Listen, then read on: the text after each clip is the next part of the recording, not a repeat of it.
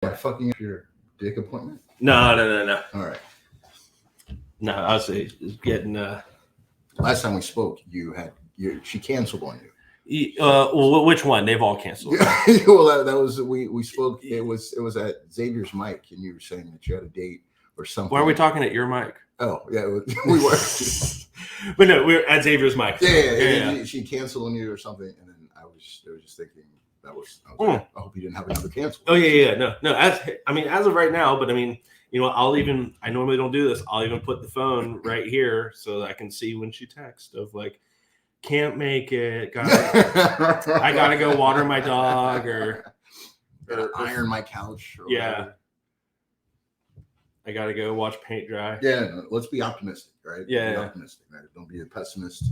Be optimistic here. That's right. I'll say pessimism's for quitters. That's right. I don't know where I was going to go with it. You know what? I'm quitting this podcast. All right, fair enough. That works. Okay.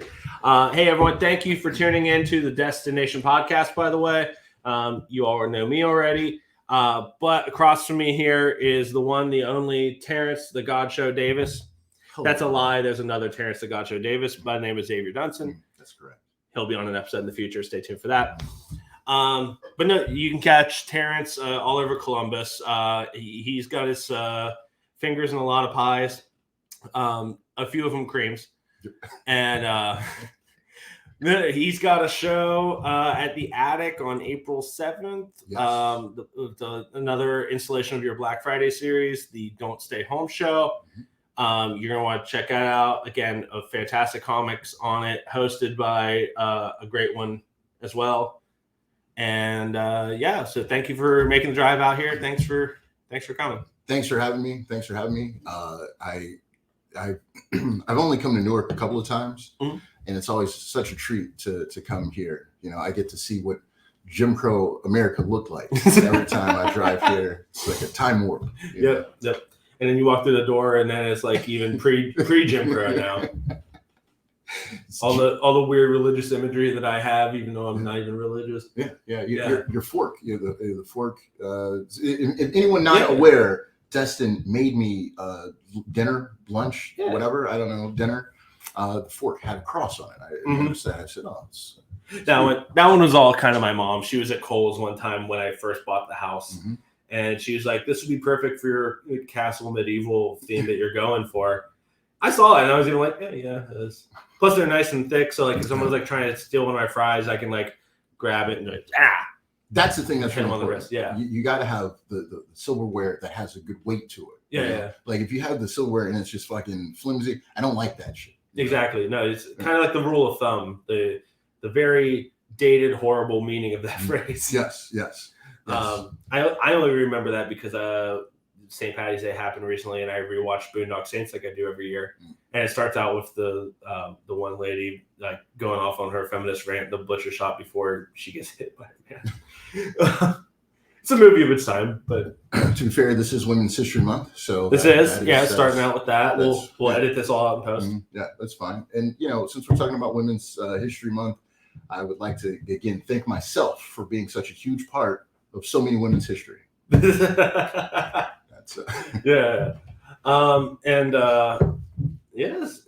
here. This time last year, I was out there making history, and not since then. Not since April Fool's last year. But I wish I was a joke. But yeah, we're coming up on the 1 year anniversary. Bum bum ba-dum. Yep. I'll say that's what it sounds like every time I'm trying to get it up. Welcome to the Incel Podcast. I am your host, Destin Richards. I'll say that's what the comments on all the other previous videos are saying, that I'm an incel. Yeah. All the little dick energy rants that I go on. I see you guys. I read the comments. I know. I have to read the comments. I've listened to a few of the podcasts or watched a couple of them. Oh. I did not read the comments. I have to do that. Yeah. I'll say actually no. There was only one. There was only one I responded to, I think, and it was on the Freddie Simone one about like tossing babies, and I was like, hell yeah, tossing babies, fucking kids. Yeah. Well, look, if you're watching this podcast of this episode, make sure that you leave comments, whether positive or negative. We just want comments. Yeah, exactly. Gets the algorithm up. I want the rest of the world to know how much of an incel I am. So if you comment that, that'll help propel it to, that'll help get it into the algorithms of other people that would be happy to call me an incel as well. Yes. That works. Yeah. It really doesn't help that I'm wearing a Baby Yoda shirt too. Yeah. This is Baby Yoda in the style of Van Gogh. Yes. Yeah, it's incredible.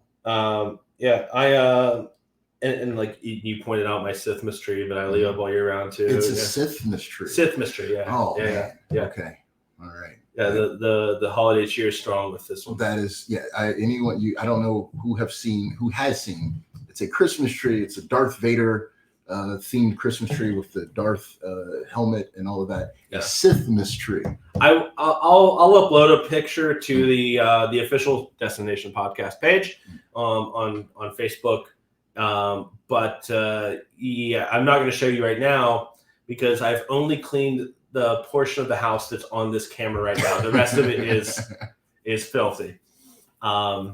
It's like one of those you walk in the door. It's like, do not walk to the right. The right is that's like the shadows from Lion King. Like we don't go there. It's sheer chaos, as a bachelor, I understand that, you have to make sure that there's a path clear from the entrance to like the bedroom in case you get some action. We're just like, we don't need to go over there. Just go this way, that is like one of my worst fears is, again, my luck has been so terrible the last year, but it's like the one time and they always say it's like, it's when you least expect it is when things happen.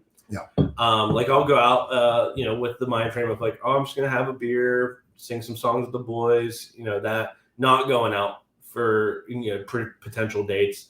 And it's the one time that happened and they come back and they just see, like laundry and like dishes and dead hookers and cocaine. I don't do the cocaine, but I make it. Yeah, and that's where the dead hookers come in clearly. I'm actually going to have to edit that one out in post. I didn't mean to say that. Okay. I can't be giving away my secrets. Allegedly. You don't have to edit it anymore. Allegedly. I'm kidding. For any employers listening.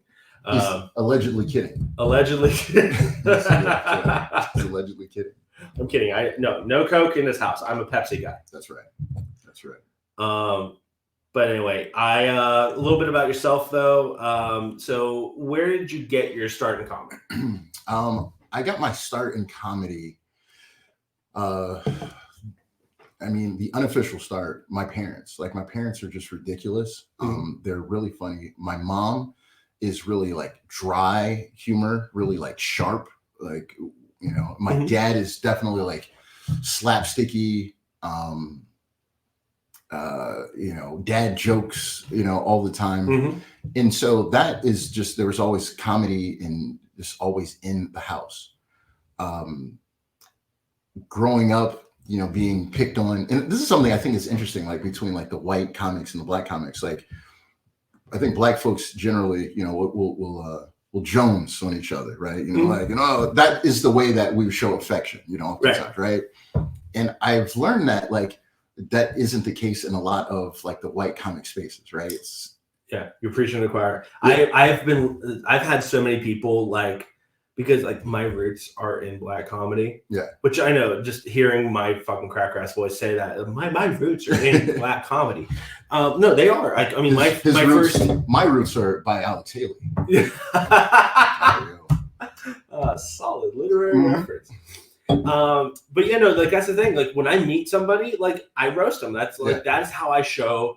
Like, hey, I fuck with you. You're cool. And I've been called out by like other people. Like, hey, you like barely know that guy. It's like, and you're saying like, this shit to him. I'm like, yeah, because I already can tell. I like right away. I was like, I'm getting his energy. I match his vibe. I fuck with this guy. Like, so that's the love language. Yeah. Like Patrice say, like when you're like going out for women, it's like first you fuck with them and then you love them. Like, And that was definitely something I had to learn, like kind of more in the professional like space. And I was like, oh, and even the very first time that I met you, I remember it was an open mic and I messed up your name. Yeah. I called you Destin.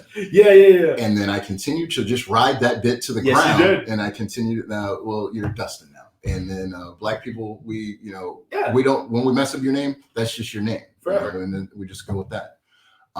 Which was a very funny name. Because then all of the comics afterwards kept fucking up everyone's name. Yeah. You started the bit of the night because I was filling in as host at Saber Pint for some reason, and I think like Hannah was like, "Oh, I'm too busy being successful in comedy. I can't be there that night." Yeah. So I was like, "All right, well, no one's hitting me up, so I'll step in."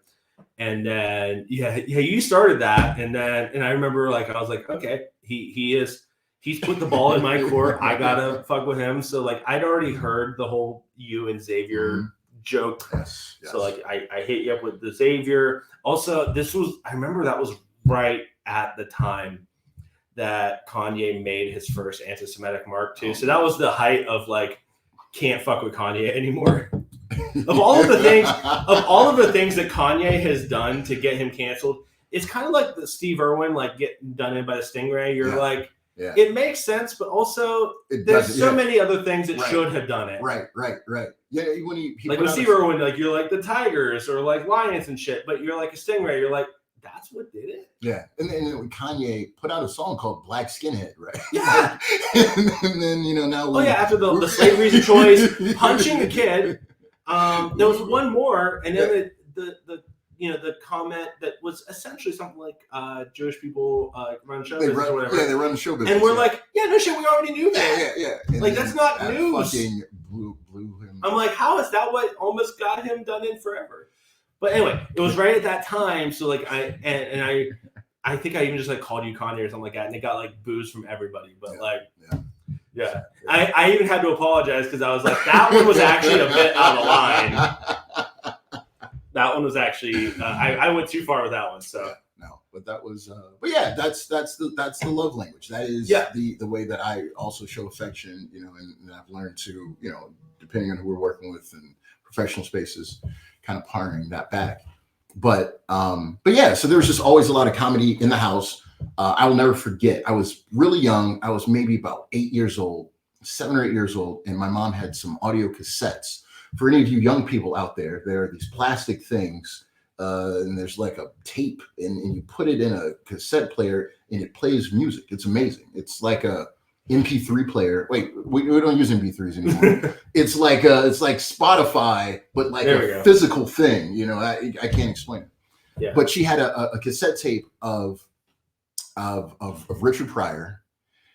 She had one of Red Fox and probably a few others. But I remember the Richard Pryor cassette and Red Fox cassette. And I remember listening to this at 7 or 8 years old, right? So this stuff is wildly inappropriate, Oh, yeah. And there were a lot of things that I didn't even understand, like conceptually. There's probably like talking about sex or whatever. And I didn't know what all of this stuff meant, but I knew it was funny. And I knew like the way he could control the crowd and the way the crowd was reacting to it, because it was like a live, recorded type thing. And I just remember just loving that in the way it just kind of made me feel. It's like, oh, this guy is a great storyteller. This is funny, even though I didn't understand all of the stuff. And that was really one of my earliest entry points into comedy. And so as a stand-up nerd, so like Rodney Dangerfield, Don Rickles, obviously Pryor, Red Fox, later on Norm Macdonald, like those guys I fucking just loved.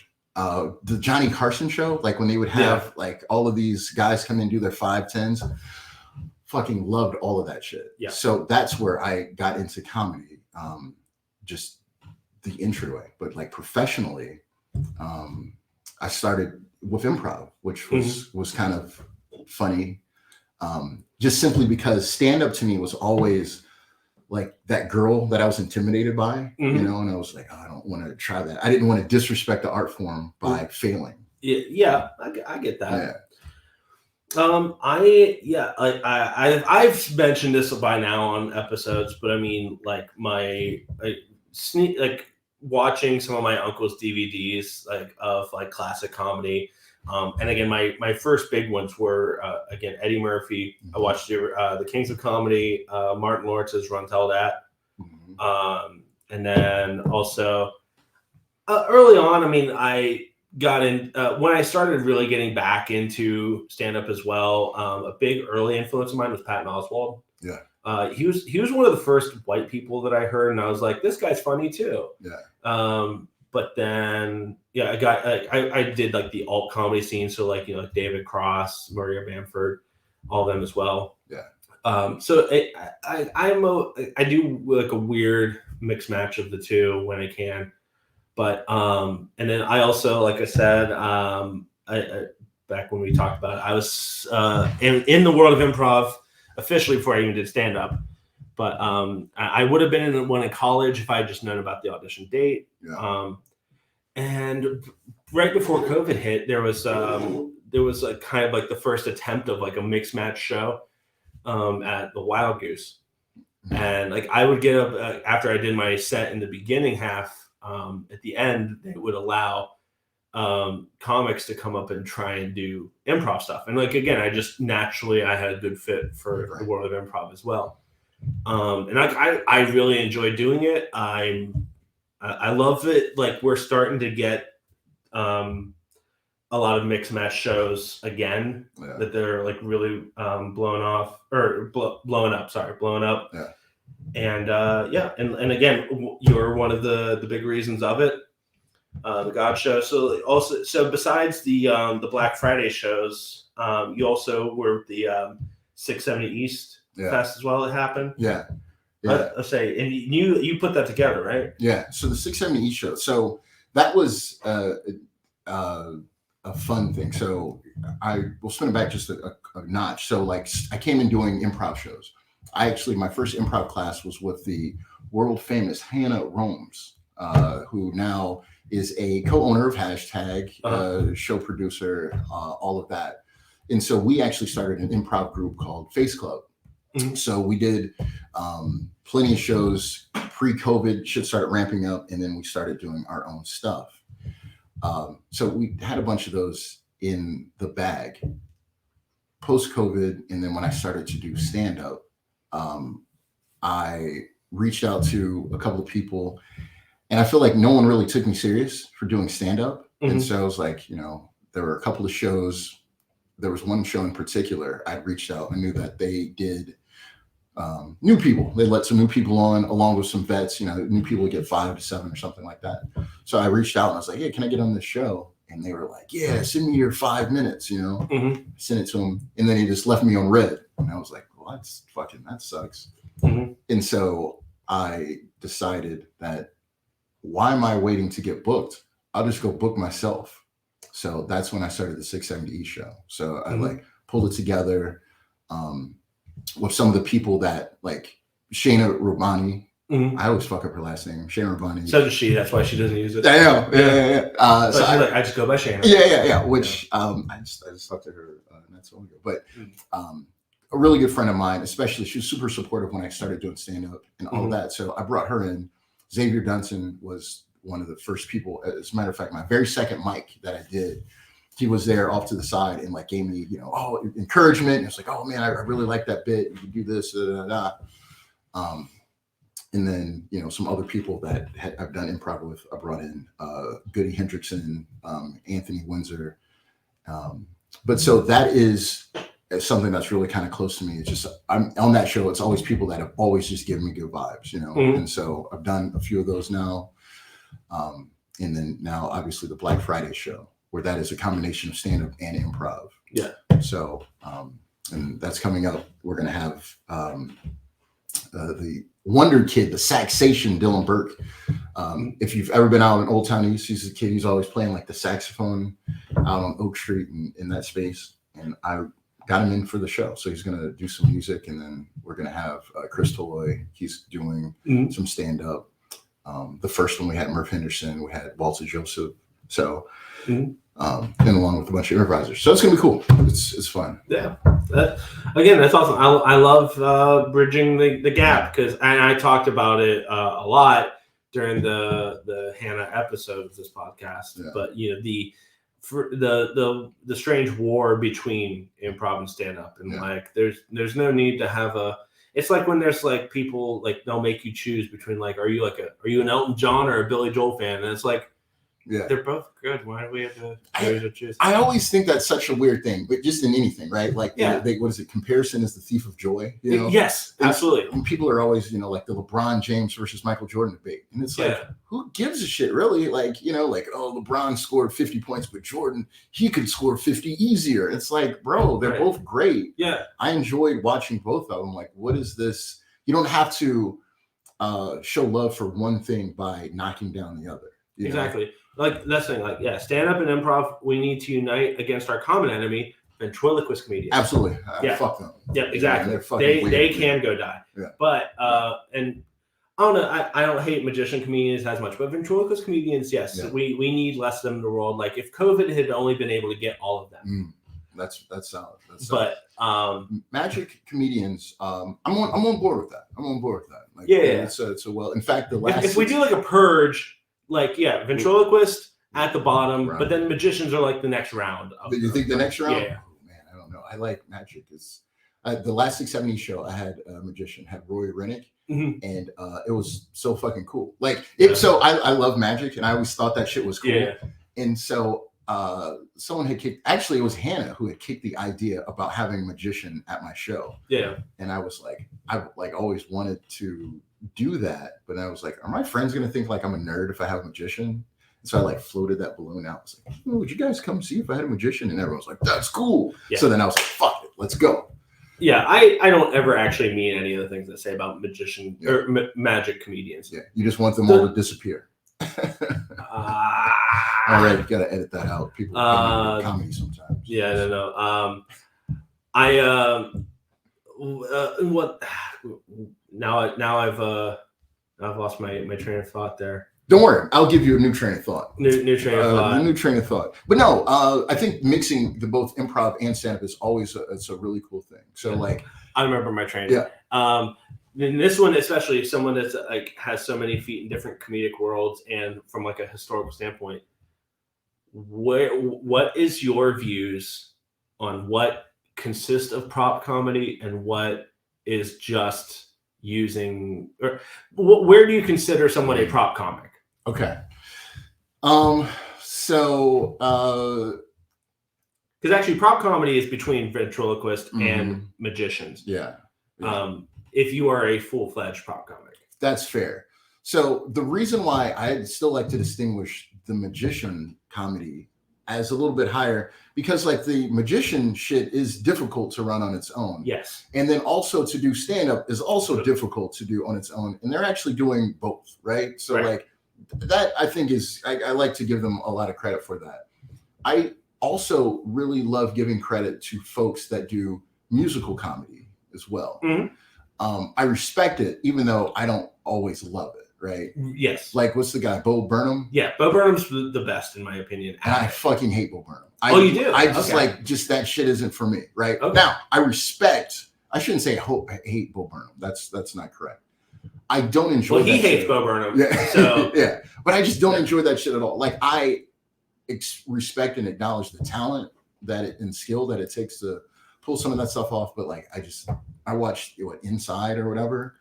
Well, that's a terrible first one to watch. That was the first one to watch. I heard everyone talking about it. That is where you messed up. I tried to watch something else, and I was like, I'm out on Bo Burnham. Okay, but I think that again, maybe I'll give him another try. But I think that is really talent to blend those genres. Prop comics, I think, is if your comic part is not good, then you're a prop comic, right? So like if you're funny doing, stuff, stand up, and you add some stuff to it, I'm all for it. Yeah. I've seen I actually just on the social media, I saw Gallagher. It came across my feed, and he had the word chart where it was like goal, pull, bobs, boobs, you know what I mean? Like it was like the English language is so weird, and it was like if you say file, and he was flipping the words back and forth, like the pronunciation of stuff. Mm-hmm. Definitely funny on his own, but he absolutely was a prop comic, right? With the hammer and all of that. But he had some good stuff by himself, right? Not necessarily the best. He's not George Carlin or anything, but he still had some material that he could rock with. Right. Mandy Monaco I don't know if you've seen her recent bit. Best prop comic. You've seen that? I've seen. Yes. Yeah. So like, I think that was a fantastic bit. That's part of the reason I had to even bring it up. Yeah. So I was like, that's one of the first times I've seen it done, and it was actually good. It's really good. Yeah. Because the comedy, the stand-up part was there. And because I found out where the clitoris was. Yeah, absolutely. Like it was there this whole time. Yeah, who knew? Who knew? I was like, I thought it was like a myth, like like 0 calorie butter or North Dakota. You know? I didn't think it was real, but well, to be fair, the person who drew that diagram was a man. So it was done by PETA. Just some PETA is his Instagram handle. Okay. So a man actually drew that, so he knew, or maybe she might have walked him through it and gave him step by step. She woman explained it. Yeah, that's probably actually what happened. So I tried to give you some credit, Peter, but we might have to retract it. Yeah, Mandy actually showed you where the clitoris, mount clitoris, is. Yeah. But that stuff, I think, is through talking it. I mean, if she had to, I mean, that'd be a very Louis C.K. though. Like it's here, it's here. Yeah, cool. That's. I could just see Peter just in the corner. She showed her. Right. But yeah, as long as the comedy part is solid, I'm forgiven, right? Like, and even I think when you go into when people say certain things are offensive and all of that. A lot of times when you get the people that are being edgy, they'll like say some shit like, I'm going to say whatever. And it's like, is it funny? No, but they're just trying to make people feel uncomfortable by like saying shit. Mm-hmm. That's hacky. And I feel like you could go the same way with the prop shit. Like you don't have any material. So now you're waving some stupid shit around or whatever, a flag or whatever. Like, right. So be funny and everything is forgotten. Excuse, I let it ride. Yeah. I agree. I mean, it's always refreshing because if it's a genre of comedy that you see so much bad, it's very refreshing to see someone that can do it. Yeah. There was also, I mean, because it's weird. You'll see comics that just every now and then dabble with like prop comedy as well. I don't think I ever have myself. I've dabbled in musical comedy though, because like I went to school for music. I'm a musician. I know like the theory, all that shit, but I don't like combining the two. Yeah. But why don't you like combining the two? I'm just curious. Oh, in most instances of any kind of fusion, you lose some of what makes each one individually good. Yeah. Like, again, to quote Ron Swanson, you never half-ass two things, whole-ass one thing. Yeah. So, like, if I'm doing music, I want to just do music. If I'm just doing comedy, I just want to do comedy. Yeah. And sure, the comedy crowds just wish I would do music, and the music crowds would be like, you should do comedy, but, No, that's fair. The reason why I asked that, there's a gentleman in Face Club, Nick, when he first, because he has a band now, and when we first started doing improv, he plays guitar. He's a fantastic musician. And he was very reluctant to do musical improv or musical comedy because he was like, I take this music shit serious. I don't want to make jokes while doing, and largely what you're saying. Yeah. And then ultimately he kind of started to enjoy the fusion of both of those. But I was just kind of curious what your thoughts are. I've done, I did a set in like December. And it was for a largely comic audience. It was one of Def Goldblum's variety shows. And like when I saw it was a variety show, I was like, he's gonna get nothing but a bunch of people want to do dick jokes. So like I knew the market. So I was like, I'll fall on the sword. Let me do just a music set to give you that variety that you want. Right. But and unfortunately, there are times I can't shut off comic Destin though. Yeah. So typically, I would let him go in between songs, and I would have like some big like setup.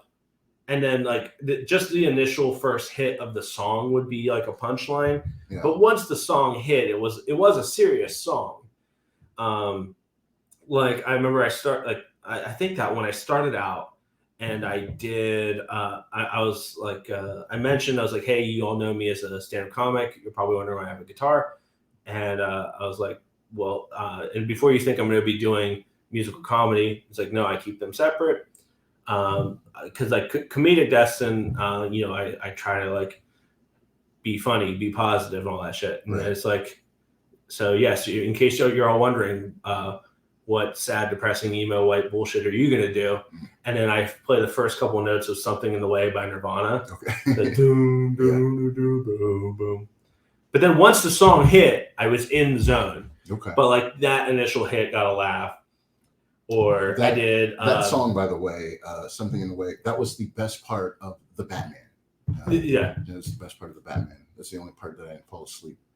It's when that song was playing. I didn't hate it that much, but I didn't hate it. I just couldn't stay awake during it. You know what I mean? Maybe one day I'm able to stay awake through the whole thing. Yeah. I might.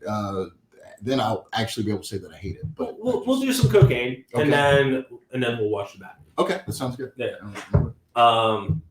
And then there was one I think I did, "My Heart Will Go On" by Celine Dion, and I sing it in her octave. But the thing is, I actually have a strong falsetto. Okay. And like every time I do it, like people will come up and be like, "That was a lot better than it had any business being." Yeah, yeah. And I was like, "Yeah, man, I got flaps." Yeah. Like, you visually, you got the beard. You're a bigger guy. You know what I mean? Yeah, exactly. And then I sing like the Canadian gem herself. Yeah. That doesn't. I could see that would be disturbing. It's cognitive dissonance. Yeah.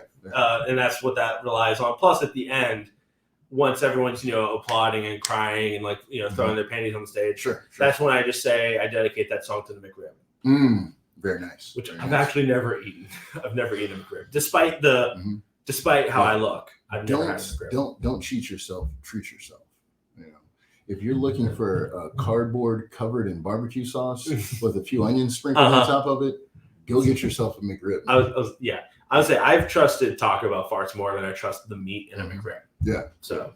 Yeah, I don't know if that is meat. As I said, I believe it is simply cardboard that is covered in barbecue sauce. But I've had look, every time they bring the McRib back, I go and get it. Right now, I understand and acknowledge that it's really not good. Yeah. I can't even encourage anyone to actually go get one. But as soon as I see that shit and there's like the McRib is back, I have to jump in and get it. It's just like a Pavlov's dog. So my only McDonald's tradition isn't the McRib, but every year for St. Patrick's Day, I go to McDonald's because it's the world's most famous Irish restaurant. Yeah. And I eat their version of fish and chips, which is the filet of fish. Yeah. And I would never eat it any other day of the year. Yeah. McDonald's is the most famous Irish restaurant. That is top tier. Thank you. That's great. Yeah. Everyone ignores that part of it. That is. People think it's the most American restaurant. No, it's the most Irish restaurant. McDonald's. Yeah. I get the filet of fish combo, fries, and a Coke. Okay. And then I also, of course, it's the one day of the year I do the Shamrock Shake too. Because I'm not big on like mint stuff. That's surprising. That is one stereotype that I would die on that hill. White people love mint chocolate chip. Everything. All right, that is the stereotype. You're not. I'm the 1%. Okay. I'll give you that one. Okay. Yeah, that is the hill that I'll die on. Yeah. Because I have considered myself an expert in white people. All right. The everything bagel is the coup de grace or whatever. I don't know what that meant, or coup de grace. Especially you get some cream cheese and some thinly sliced salmon on there. Everything bagels. And the goddamn mint chocolate chip. That's it. That's it. I have a bit, and I never do it in white rooms. Yeah.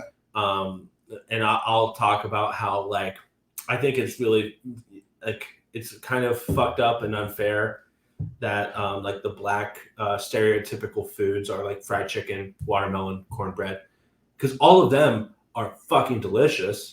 Everybody eats that. But and it was like I always ask them, it's like, what's one like stereotypical white food? And then once they list them off, I'm like, exactly. Those are all fucking gross. Because it's always like cottage cheese, mint chocolate chip, raisins, and the one that I don't get a lot, and I think is the most stereotypical white food, clam chowder. First off, it is white. It is white, and it's fucking gross. It's a hot milk soup. Yeah. That tastes like pussy. And again, we don't eat pussy for the taste. Let's be very honest with ourselves on that one. We do it because we love it, but we don't love the taste. Now I'm confused. I might eat pussy for the taste because I actually really like clam chowder. You know what I mean? I really like clam chowder a lot. Like, it's got to be the New England style. You know what I mean? I fucking love clam chowder. But that being said, I love seafood as a whole. Okay, yeah. So maybe I'm eating pussy for the taste. For the sodium. Yeah. Also, speaking of all those foods, though, I did not know that white people put raisins in potato salad until I heard black comics making fun of white culture. Mm-hmm. Yeah. And then I was like, I've of all the family reunions I've been to, I've not seen it, but trust me, I believe it. Yeah. I don't need to see that to believe it. I'm like, that sounds like white people bullshit. Yeah. I'm on board. So, all right. So this is what I've learned, and I love, you have the white people, black people, poor white people, poor black people, same shit. Yeah. Same shit. Like, there's small, minute differences, but like, it's the same shit. Like, if you're a poor white person and I say, man, my uncle just got out of prison, that poor white person is going to say, mine did too. You know what I mean? Yep. Like, that's the same shit, I'm trying to remember who said it. It's a bit like about that, but that ends with even like, but if you're a poor white person, you blew a like 300-year head start. Yeah. Yes. It's fair, but yeah. Yes.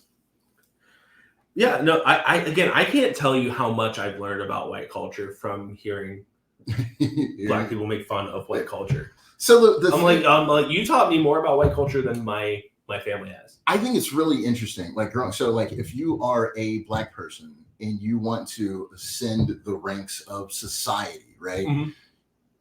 Black people still are like 14% of the U.S. population, which holds true like mostly everywhere. Columbus is actually pretty high. Let me see. Mm-hmm. City of Columbus is like 27% or something like that.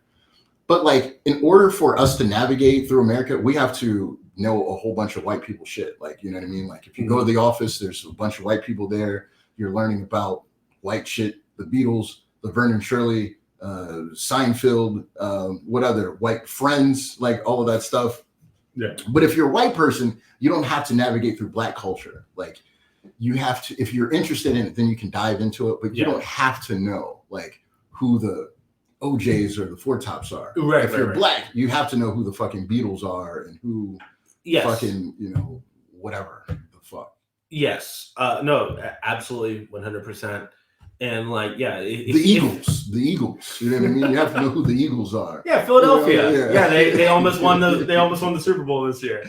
There's not a whiter band than the Eagles. No, most aggressively white. Yeah. Yeah. Aggressively white. Yeah.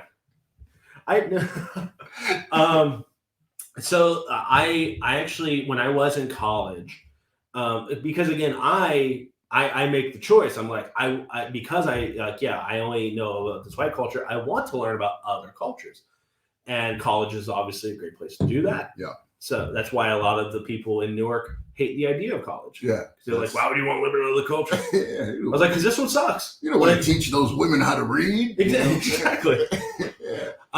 Like, that's the thing. Like, when people think about like a white culture, you have to think like, what is like a purely unadulterated, unfucked with white culture? The Amish. Yeah. That shit sucks. Yeah.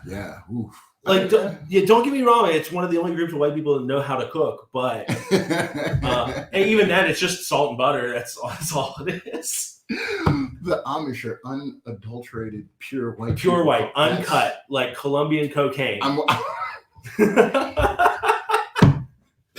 That is fantastic, and that is goddamn true. I'm calling that as a bit. Yeah, that is yours. That is yours. That is fantastic. Yeah, it doesn't get any whiter than the Amish. It doesn't get any.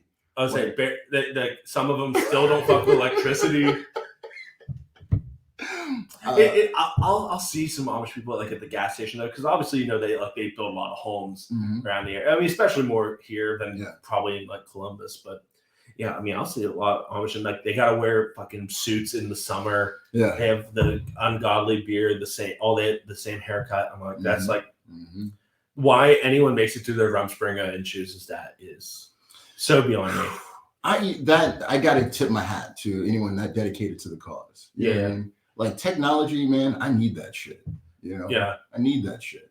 if I didn't have technology, the GPS. This wouldn't exist. Yeah, no, there would be no podcast. There would be no podcast, and I wouldn't have made it to your place because I rely on Google Maps for fucking everything. Yep. Yeah. I use Google Maps if I'm just going like to my basement. You know what I mean? Like because I don't know, there could possibly be a traffic delay there at the steps or something. So I always check that, make sure there's no detours. Right.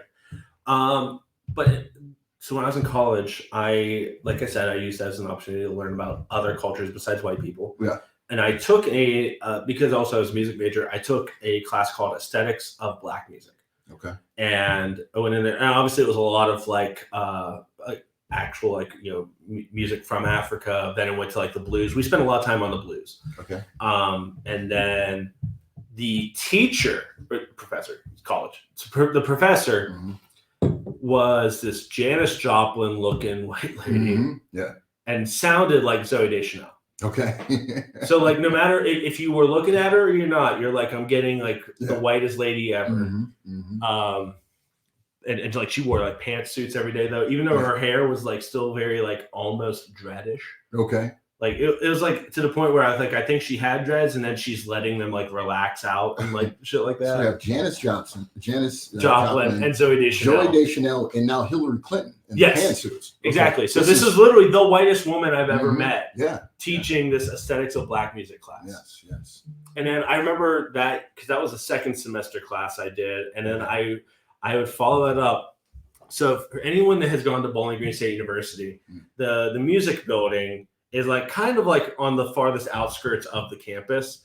And then my next class was on like the far opposite side. And the only thing between the music building and the building that my last class was in is a giant graveyard. So I'd have to walk past this graveyard every day or every Tuesday and Thursday.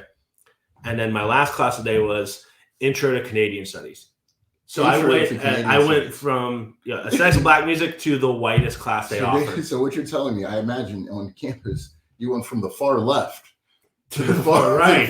This is what you did to learn about the Canadians. I'll say metaphorically, yes. Unfortunately, physically, it was the far right to the far left. But yes, absolutely. The complete opposite ends of the spectrum. And like the Canadian Studies class was taught by this like fat guy from Boston. Why not an Asian person? You know what I mean? Exactly. I'm like Janis Joplin teaching Black culture, music aesthetics, or a Mexican professor. We should have other end of America. To talk about Canada. Exactly. That would make sense. Yeah. But he's this fat guy from Boston, and that class I did it just for the novelty of saying I did a class in Canada, and two, I thought it would be an easy A. Oh man, I gotta be in it. Don't worry, I gotta be in it. Don't worry. I really respect that pun. You know what I mean? Like that was really good, actually. I felt like I have to. It's also a good Emma Stone movie. Yeah. I got to pretend like I didn't really enjoy that as much as I did because that was good. That was right. To quote Edgar Allan Poe, the true greatness of a pun is a direct ratio of its intolerability. So, and then the Canadian Studies class. So I remember we got to the end of it, and we show up for our final. So we had the whole 2.5 hour block for the final. Right.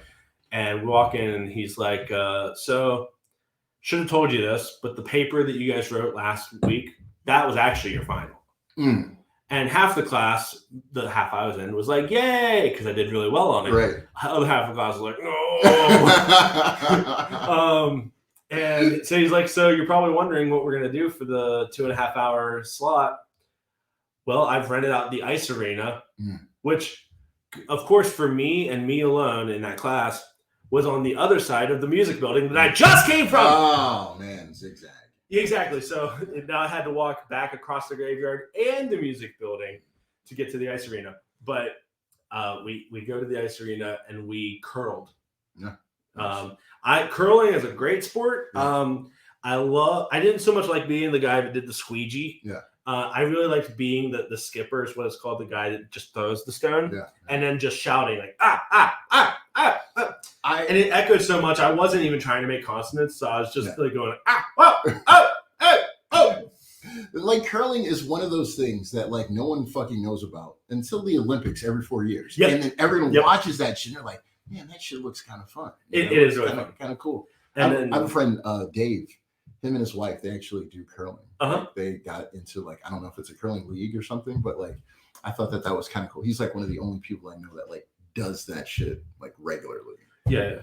And the best part, so we've been curling now for about an hour or so, and then all of a sudden we see the giant garage door of the ice arena open up, and we see a van backing up. And then once the door closes, because obviously all we can see is just like big bright light. Right. As soon as the door closes, we can see that it's a Tim Hortons van. Mm. And he opened up the back door, and they had like these giant, like big catering, like event things of coffee. Okay. And Timbits out the ass.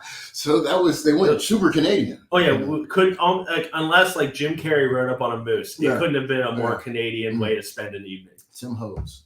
Or like do some ice fishing, you know. You know, Tim Hortons is okay, but yeah, they're potatoes, right? Like you get the breakfast, the stick hash brown stick things. Yeah, it's terrible. They suck, and everyone knows this. Yeah. You know what I mean? I don't understand. Like it's like Cane's with the coleslaw. Like we all know it sucks. Yeah, everyone knows this, but they continue to put like. There has to be like I don't understand this, right? Like the Tim Hortons. I don't know if they have some sort of quality check people or whatever. They're clearly just asleep at the wheel. You know what I mean? Yeah. Same with the coleslaw. They're asleep at the wheel. Yeah.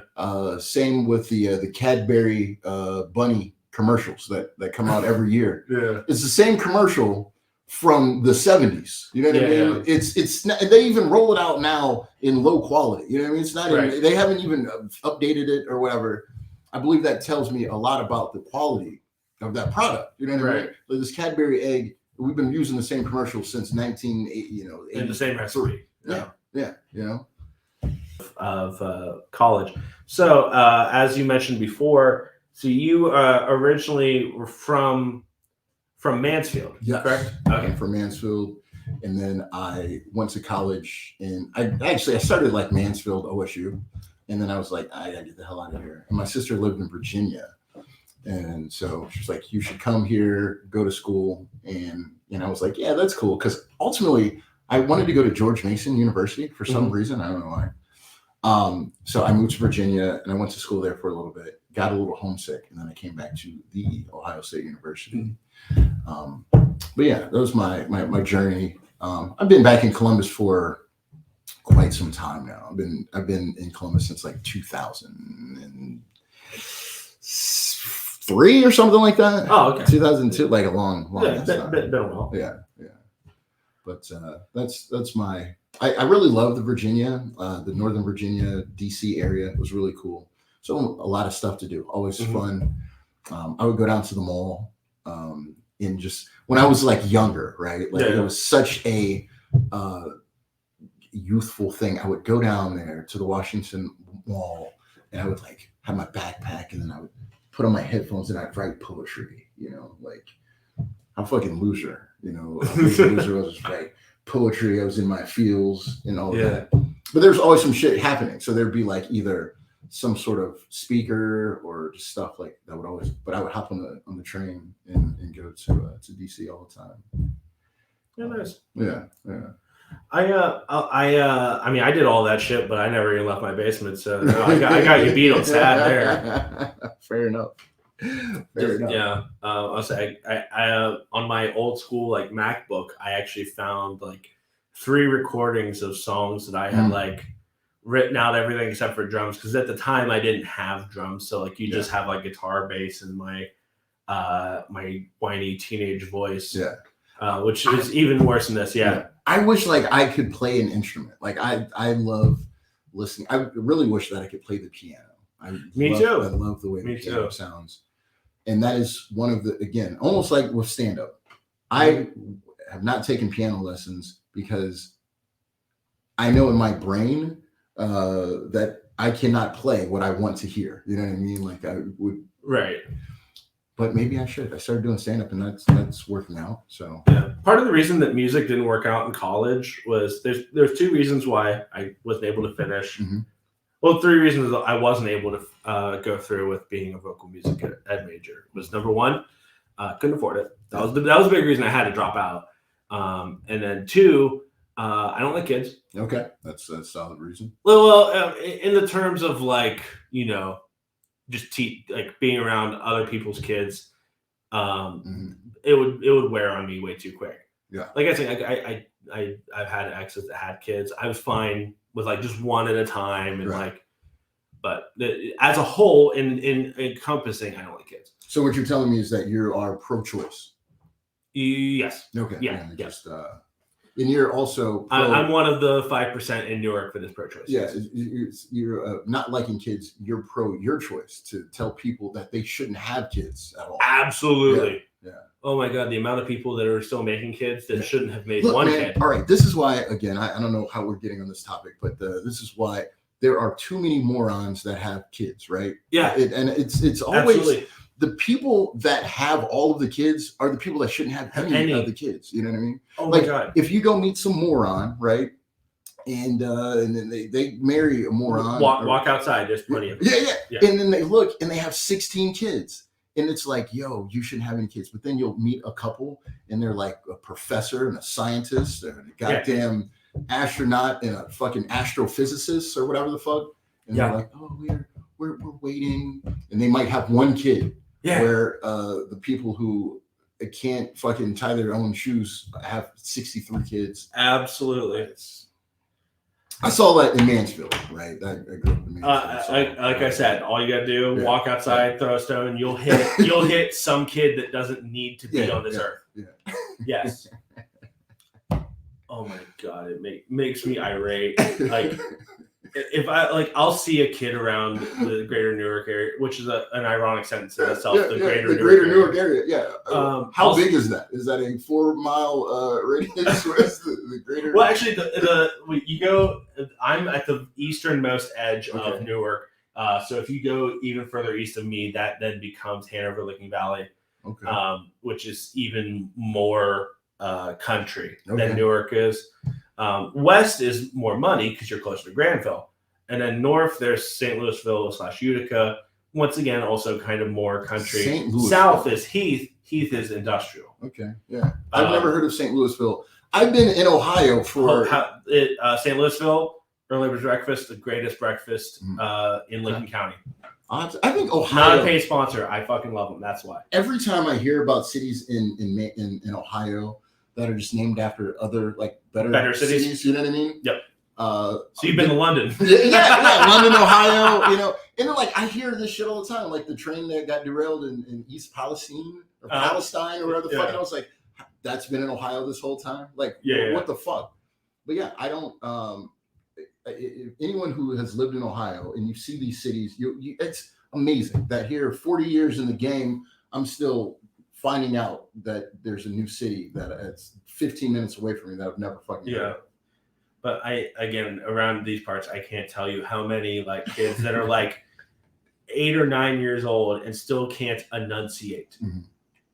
They're still talking like they're 4 years old. Yeah. That you just won't. And I'll tell you it's interesting, kind of to that point. I have a friend who he lives in just outside of Mansfield. So he travels like an hour and he works here in Columbus. Yeah. It's Mount Vernon. He's in Mount Vernon, Ohio.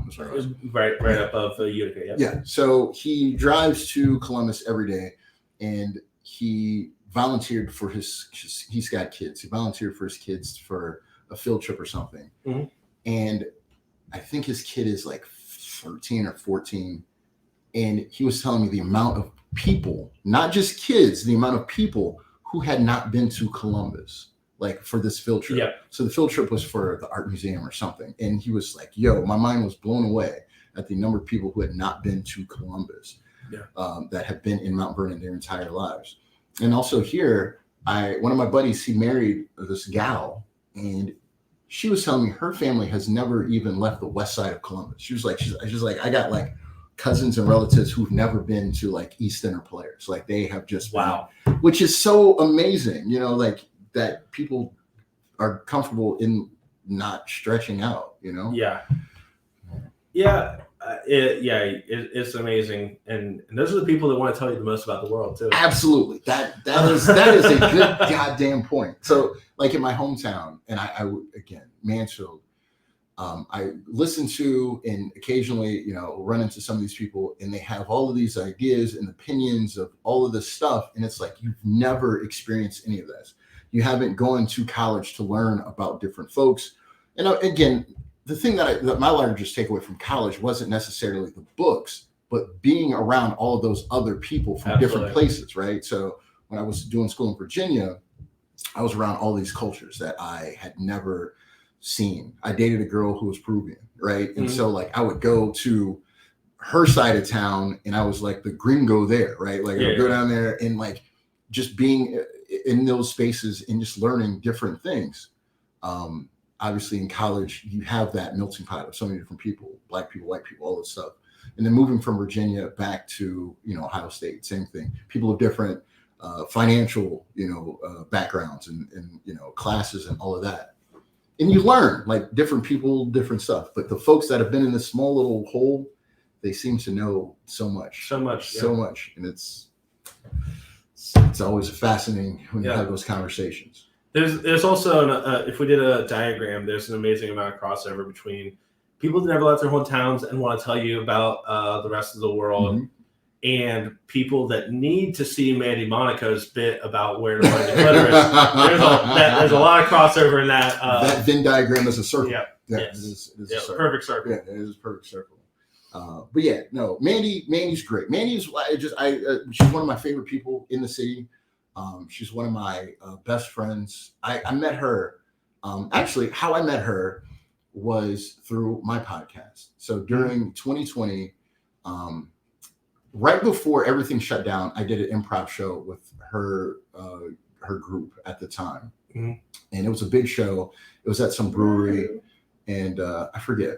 It was some brewery. It's called I forget the spot, but anyway. Met her and a couple of other people. 2020 happens, March, obviously we're shut down, we're locked in. And so I'd always had this idea to start a podcast. And so I was like, you know what, this will be cool.